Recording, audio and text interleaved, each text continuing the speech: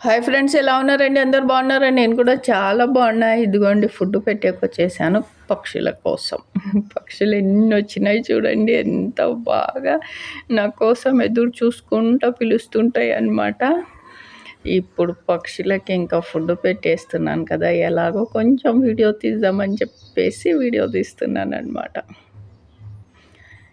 ఎన్ని పక్షులు వస్తాయి అంటే డైలీ వస్తాయి మా ఇంటికి. కాకులు, పిట్టలు, పావురాలు.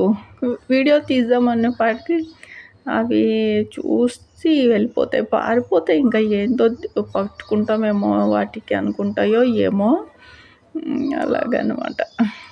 చాలా సంతోషం కలుగుతాయి నాకు. కొన్ని కాకులైతే నాకు అలవాటు అయిపోయినాయి. కొన్ని కొత్తగా వచ్చింటాయి కదా, అవి నన్ను చూస్తేనే పారిపోతాయి.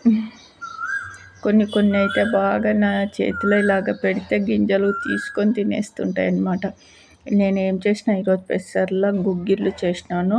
ఒక్క 5-6 గంటలు నానబెట్టేసి 3 విజిల్స్ పెట్టి ఇదిగోండి ఇలాగ గుగ్గిళ్ళు అయితే చేసేసాను. చాలా బాగున్నాయి, టేస్టీ అయిన గుగ్గిళ్ళు. ఏమి లేదు, శుభ్రంగా కడిగి ఒక 5 గంటలు నానబెట్టేసేయండి. తర్వాత ఇలాగ 3 విజిల్స్ పెట్టి తాలింపు వేసేయడమే. ఇదిగోండి ఇంకా ఈవినింగ్ టైంలో స్నాక్స్ అన్నమాట.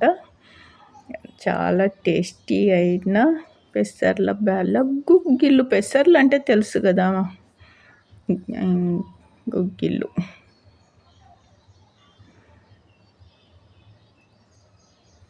ఎంత బాగుందంటే చల్లగుంది వాతావరణం, మంచిగా గాలి వీస్తుంది.